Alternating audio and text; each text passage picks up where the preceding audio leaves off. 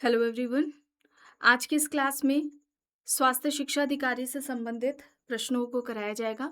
ये क्लास आप सभी के लिए इम्पोर्टेंट रहने वाली है। आप सभी इस क्लास को, इस वीडियो को ज़्यादा से ज़्यादा लोगों के साथ शेयर ज़रूर कर दीजिए। एक इन्फॉर्मेशन है, समाजशास्त्र से संबंधित सभी परीक्षाओं के लिए यहाँ पर प्रैक्टिस सेट एंड सोशियोलॉजी के नोट्स पीडीएफ फॉर्मेट में प्रोवाइड कराए जा रहे हैं। इससे संबंधित जानकारी के लिए यहाँ पर एक व्हाट्सएप नंबर दिया गया है। नंबर है 790 555 3851। इस व्हाट्सएप नंबर पर आप मैसेज करके इससे जुड़ी हुई जानकारी ले सकते हैं। स्वास्थ्य शिक्षा अधिकारी के नोट्स की बात की जाए तो ये नोट्स भी आ चुके हैं। इसमें आपका पूरा सिलेबस कंप्लीट कराया गया है।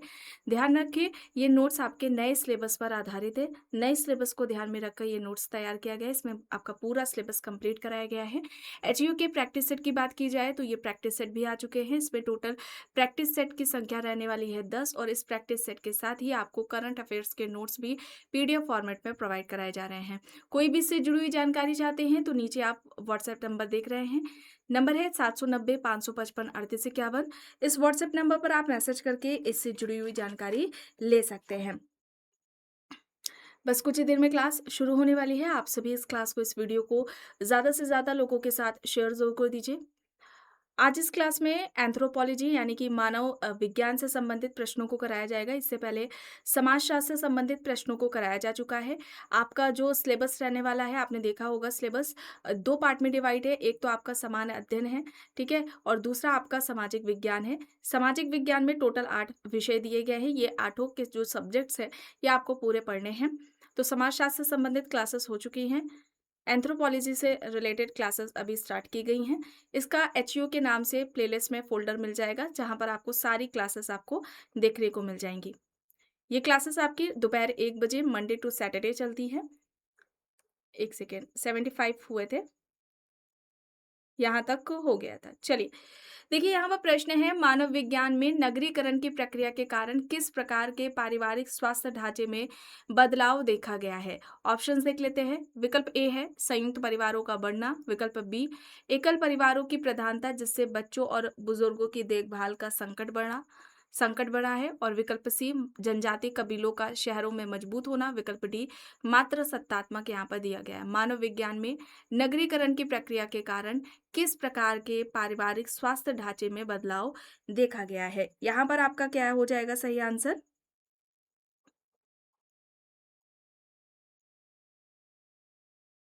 यहाँ पर सही आंसर ऑप्शन बी जो आपकी न्यूक्लियर फैमिलीज होती हैं, नाभिकीय परिवार, एकल परिवारों की प्रधानता है जिससे बच्चों और बुजुर्गों की देखभाल का संकट बढ़ा है। ऑप्शन बी यहाँ पर आपका सही हो जाएगा आंसर। प्रश्न है, सांस्कृतिक रूप से निर्मित बीमारी से मानव विज्ञान में क्या तात्पर्य है? ऑप्शन देख लेते हैं।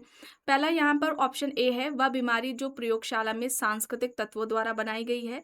दूसरा विकल्प ऑप्शन बी क्या कह रहा है? ऐसे विशिष्ट मानसिक या शारीरिक लक्षणों का समूह जो केवल किसी विशेष संस्कृति या समाज में ही पाए जाते हैं और अन्य कहीं नहीं। विकल्प सी है केवल अमीर देशों में ही होने वाली बीमारी। और विकल्प डी है जीवाणु जनित बीमारियां जो त्योहारों पर फैलती हैं। सांस्कृतिक रूप से निर्मित बीमारी से मानव विज्ञान में क्या तात्पर्य है?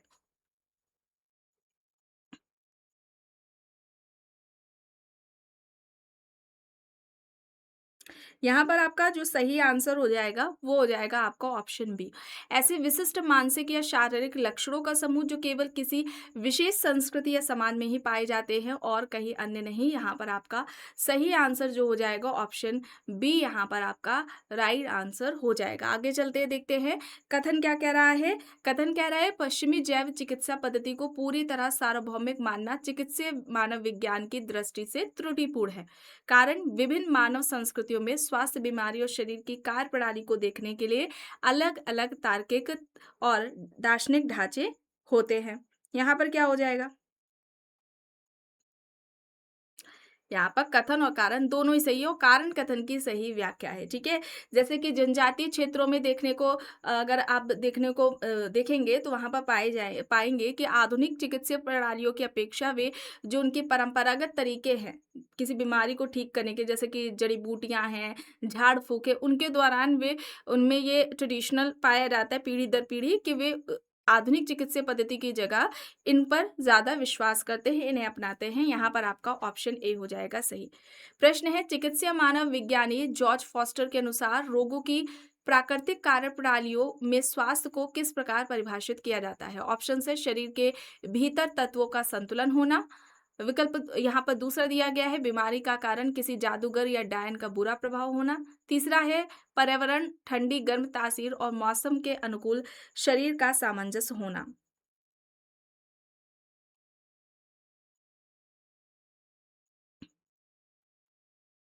यहाँ पर सही आंसर क्या हो जाएगा? सही आंसर आपका ऑप्शन सी होगा, है ना? सेकंड वाला छोड़ करके बीमारी का कारण किसी जादूगर या डायन का बुरा प्रभाव होना ये गलत है। पहला और तीसरा यहाँ पर सही है। ऑप्शन सी यहाँ पर आपका सही आंसर हो जाएगा।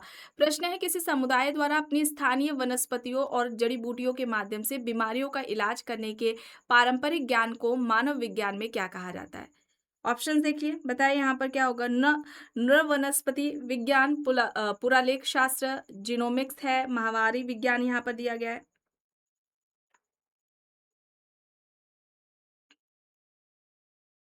यहाँ पर आपका सही हो जाएगा नृ वनस्पति विज्ञान। ऑप्शन ए आपका यहाँ पर आंसर सही हो जाएगा। बीमारी के संदर्भ में चिकित्सीय मानव विज्ञान में प्रयुक्त 3 शब्दों डिजीजेस है, इलनेस है और सिकनेस में से इलनेस का क्या अर्थ है, ये पूछा जा रहा है। देखिए ऑप्शन ए कह रहा है डॉक्टर द्वारा जांची गई जैविक विकृति। दूसरा विकल्प बी है रोगी का स्वयं का व्यक्तिगत और सांस्कृतिक अनुभव कि वह अस्वस्थ महसूस कर रहा है। और विकल्प सी कह रहा है समाज द्वारा उस व्यक्ति को बीमार मानकर दी गई सामाजिक भूमिका या फिर अस्पताल का खर्च। यहाँ पर क्या हो जाएगा?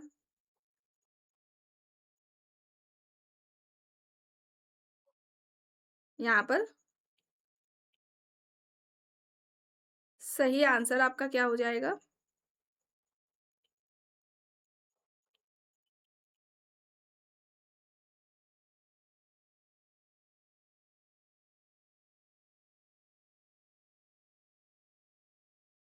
सही आंसर आपका ऑप्शन बी रोगी का स्वयं का व्यक्तिगत और सांस्कृतिक अनुभव कि वह अस्वस्थ महसूस कर रहा है। ठीक है, ऑप्शन बी यहाँ पर आपका सही आंसर हो जाएगा। चलिए अब यहाँ पर देखिए भारत के किस जनजाति में बहुपति विवाह की प्रथा और उससे जुड़ी विशिष्ट जनसांख्यिकी विशेषताएं जैसे कि कम जन्म दर पाई जाती है।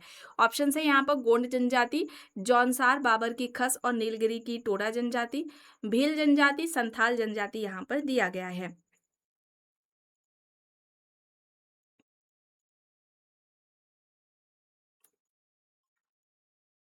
सही आंसर यहाँ पर क्या हो जाएगा? टोडा जनजाति। ठीक है, जौनसार बाबर की खस और नीलगिरी की टोडा जनजाति। ऑप्शन बी यहाँ पर राइट हो जाएगा। आपने समाजशास्त्र सोशियोलॉजी में पढ़ा होगा टोडा जनजाति पर अध्ययन किसका रहा था? रिवर्स का रहा था। आपने वहां पर पढ़ा था कि रिवर्स ने टोडा जनजाति पर अध्ययन किया था और उन्होंने पाया था कि टोडा जनजाति में जो बहुपति विवाह का चलन है। ठीक है, वहां पर बहुपति विवाह का चलन है, विवाह का स्वरूप बहुपति देखने को मिलता है। कारण क्या था? वहां पर कन्या वध जो प्रथा है उसका प्रचलन था, यानी कि जब कन्या जन्म लेती थी उसकी हत्या कर दी जाती थी। तो जाहिर सी बात है जब कन्याओं की स्त्रियों की संख्या कम होगी तो वहां पर बहुपति विवाह देखने को हमें मिलेगा। ठीक है, तो यहाँ पर क्या होगा? ऑप्शन बी यहाँ पर आपका राइट आंसर हो जाएगा। चलिए अब यहाँ पर देख लेते हैं प्रश्न क्या है। ग्रामीण जनसंख्या का शहरी क्षेत्रों की ओर पलायन होने पर जो अस्थायी प्रवासी होते हैं उनके स्वास्थ्य के सामने कौन सी प्रमुख चुनौतियां आती हैं? पहला यहाँ है गंतव्य स्थान, यानी कि जैसे निर्माण स्थल या ईंट भट्टे पर स्वच्छ पेयजल और शौचालय का अभाव होता है। दूसरा है बच्चों के नियमित टीकाकरण चक्र का बीच में ही टूट जाना। तीसरा है राशन कार्ड या स्थानीय आईडी ना होने के कारण सरकारी प्राथमिक स्वास्थ्य केंद्रों का लाभ न मिल पाना। यहाँ पर क्या हो जाएगा?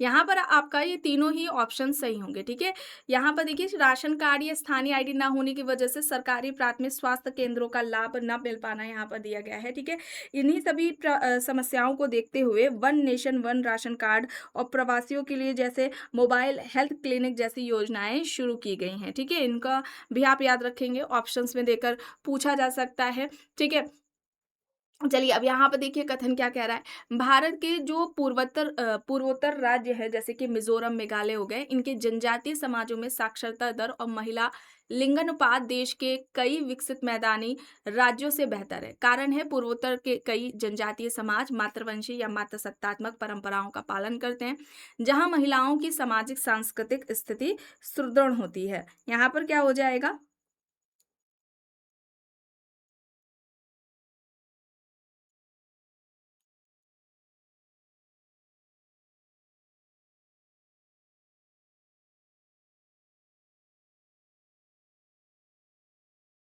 यहाँ पर आपका कथन और कारण दोनों ही सही है। कारण कथन की सही व्याख्या है। ठीक है? ऑप्शन यहाँ पर आपका ए हो जाएगा आपका सही आंसर।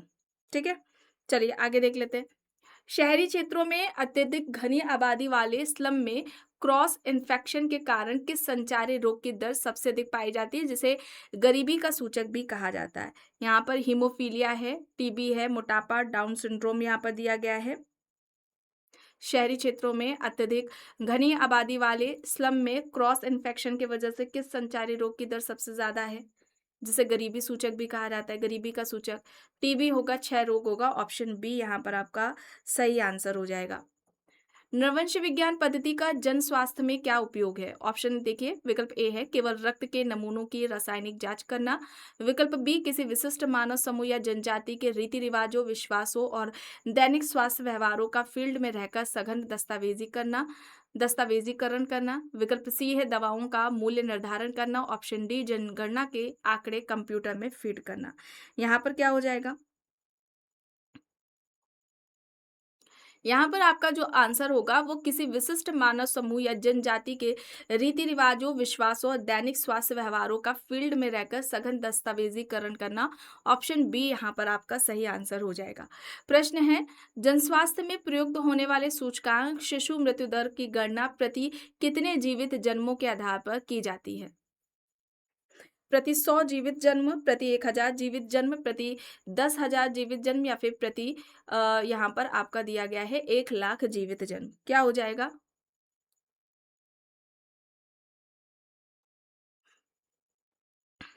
क्या हो जाएगा यहाँ पर? प्रति 1,000 जीवित जन्म होगा। ऑप्शन यहाँ पर आपका बी हो जाएगा सही। ठीक है? बी यहाँ पर राइट आंसर हो जाएगा। चलिए आगे देख लेते हैं। किसी क्षेत्र में जनस्वास्थ्य की गुणवत्ता का मूल्यांकन करने के लिए निम्नलिखित में से किन मापदंडों को आधार माना जाता है? पहला है कुल प्रजनन दर का प्रतिस्थापन दर पर होना, यानी कि जो लेवल है 2.1। दूसरा है 5 वर्ष से कम उम्र के बच्चों में स्टंटिंग यानी कि नाटापन और जो वेस्टिंग है यानी कि सूखापन है, इसकी दर को कम करना। और तीसरा यहाँ पर दे दिया है, स्पेस नहीं हुआ है। चलिए देखिए, तीसरा है स्वास्थ्य पर होने वाले आउट ऑफ पॉकेट एक्सपेंडिचर, यानी कि जेब से होने वाला जो खर्च है उसका अत्यधिक उच्च होना।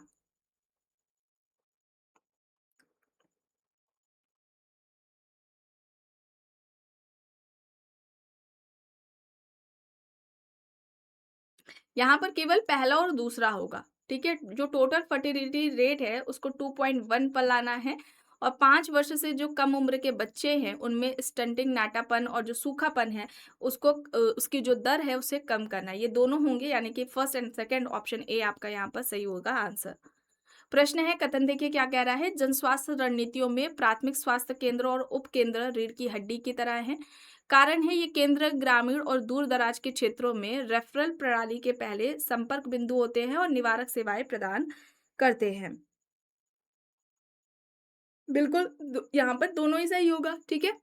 कथन और कारण दोनों ही सही होगा। कारण कथन की सही व्याख्या है। आपको बताया भी गया था जो उपकेंद्र होते हैं उसमें कितनी संख्या के आधार संख्या होनी चाहिए, जिस पर स्थापना होती है। प्राथमिक स्वास्थ्य केंद्र कितनी उसमें पॉपुलेशन होनी चाहिए, मैदानी और पहाड़ी क्षेत्र की। ऑप्शन ए आपका यहाँ पर सही हो जाएगा। चलिए अब यहाँ पर देखिए, महामारी विज्ञान में इंसिडेंस दर से क्या तात्पर्य होता है? ऑप्शन देखिए, विकल्प ए क्या कह रहा है, किसी निश्चित समय विधि में किसी जनसंख्या में उत्पन्न होने वाली बीमारी के केवल नए मामलों की संख्या। दूसरा विकल्प है पुराने और नए सभी मामलों की कुल संख्या। तीसरा है अस्पताल से छुट्टी पाने वाले मरीजों की संख्या। और विकल्प चौथा यानी कि विकल्प डी है बीमारी से मरने वालों का प्रतिशत। यहाँ पर आपका जो सही आंसर होगा वो क्या होगा? किसी निश्चित समयावधि में किसी जनसंख्या में उत्पन्न होने वाली बीमारी के केवल नए मामलों की संख्या। ऑप्शन ए आपका यहाँ पर आंसर हो जाएगा सही। प्रश्न है, बच्चों में पोषण के स्तर को मापने के लिए प्रयुक्त मापदंड वेस्टिंग का तकनीकी अर्थ क्या है? ऑप्शन देख लीजिए। आयु के अनुपात में कम लंबाई होना, लंबाई या ऊंचाई के अनुपात में कम वजन का होना यानी कि अत्यधिक दुबलापन। तीसरा ऑप्शन सी है, आयु के अनुपात में अत्यधिक वजन होना या फिर हड्डियों का टेढ़ा होना।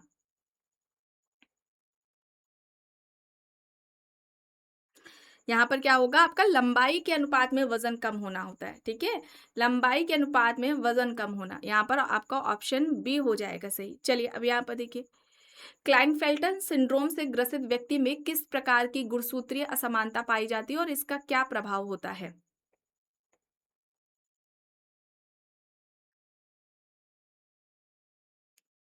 यहाँ पर पुरुषों में एक अतिरिक्त एक्स गुणसूत्र का होना। ऑप्शन यहाँ पर क्या हो जाएगा, आपका ए हो जाएगा, ठीक है। विकल्प ए यहाँ पर आपका राइट आंसर हो जाएगा। चलिए अब यहाँ पर देखिए, निम्नलिखित में से कौन सा संचारी रोग फंगस यानी कवक के कारण होता है और त्वचा को यह प्रभावित करता है? दांत, खसरा, हैजा, मलेरिया यहाँ पर दिया गया है।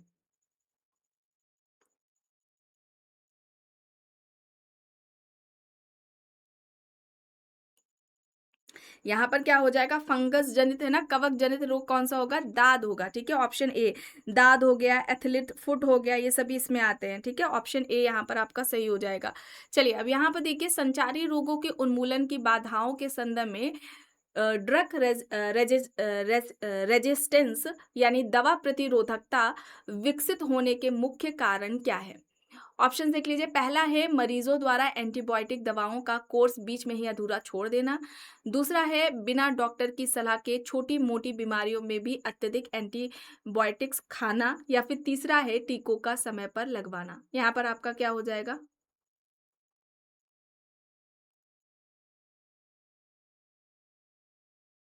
यहाँ पर आपका क्या हो जाएगा सही आंसर? यहाँ पर मरीजों द्वारा एंटीबायोटिक दवाओं का कोर्स में ही बीच में छोड़ देना और अधूरा अधूरा छोड़ देना। और दूसरा यहाँ पर होगा, बिना डॉक्टर की सलाह के छोटी मोटी बीमारियों में भी अत्यधिक एंटीबायोटिक्स का खाना, ठीक है। ऑप्शन आपका पहला और दूसरा यहाँ पर सही हो जाएगा। ऑप्शन ए आपका यहाँ पर राइट आंसर हो जाएगा, ठीक है। चलिए आगे यहाँ पर देखिए, स्किल सेल ट्रेट ट्रेट विषम युग्मी और स्किल सेल डिजीज समयुग्मी में क्या अंतर है?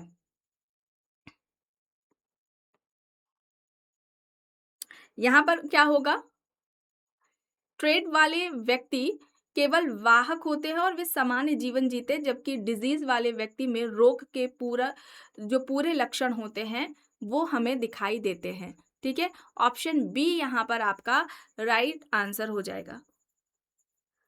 आगे देखते हैं, कथन क्या कह रहा है, मिशन इंद्रधनुष का उद्देश्य देश में जन स्वास्थ्य के स्तर पर संचारी रोगों के खिलाफ सुरक्षा कवच तैयार करना है। यह कार्यक्रम देश के बच्चों और गर्भवती महिलाओं को 12 से अधिक वैक्सीन निर्वाय बीमारियों के खिलाफ मुफ्त पूर्ण टीकाकरण प्रदान करता है। यहाँ पर आपका क्या हो जाएगा सही?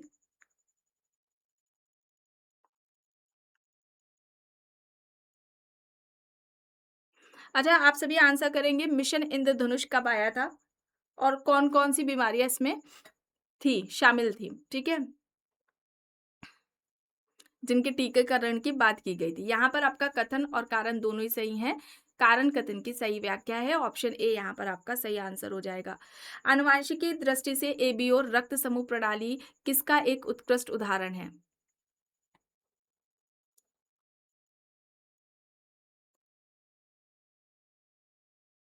बहु एललवाद होगा यहाँ पर। ऑप्शन ए आपका सही आंसर हो जाएगा, ठीक है।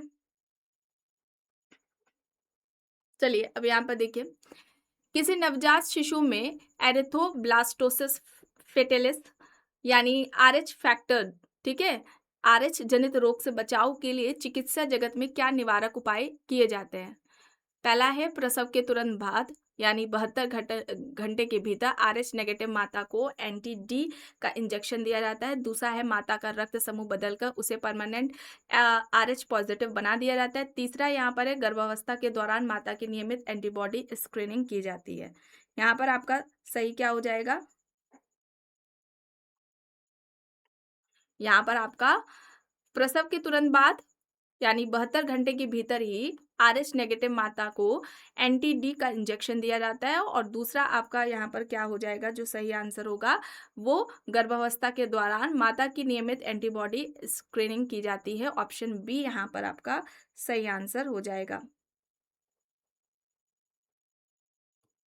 चलिए, और दूसरा ये जो है कि माता का रक्त समूह बदलकर उसे परमानेंट आरएच पॉजिटिव बना दिया जाना, ये पूरी तरह से क्या है, असंभव है, ठीक है। कभी भी व्यक्ति के आनुवांशिक रक्त समूह को जीवन भर के लिए नहीं बदला जा सकता, इसे आप ध्यान रखेंगे।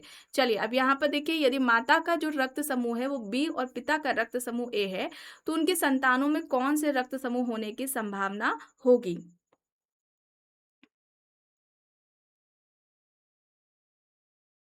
ए ब्लड ग्रुप, बी AB और O चारों रक्त समूह की 25-25% संभावना रहती है। ऑप्शन यहाँ पर आपका सी हो जाएगा सही।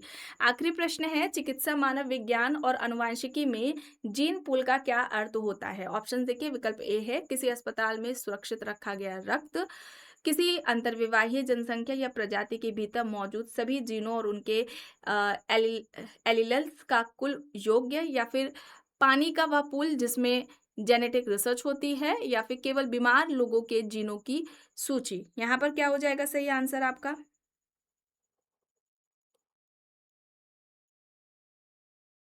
किसी अंतर्विवाहीय जनसंख्या या प्रजाति के भीतर मौजूद सभी जीनों और उनके एलील्स का कुल योग होगा। बी यहाँ पर आपका सही आंसर हो जाएगा। आज की इस क्लास में बस इतना ही। आई होप ये क्लास आपको पसंद आई होगी। अगर पसंद आई है तो प्लीज़ लाइक करिएगा, कमेंट करके ज़रूर बताइएगा। चैनल पर अगर आप नए हैं तो चैनल को भी ज़रूर सब्सक्राइब कर लीजिएगा एंड इस वीडियो को जितना हो सके ज़्यादा से ज़्यादा लोगों के साथ शेयर भी ज़रूर करिएगा।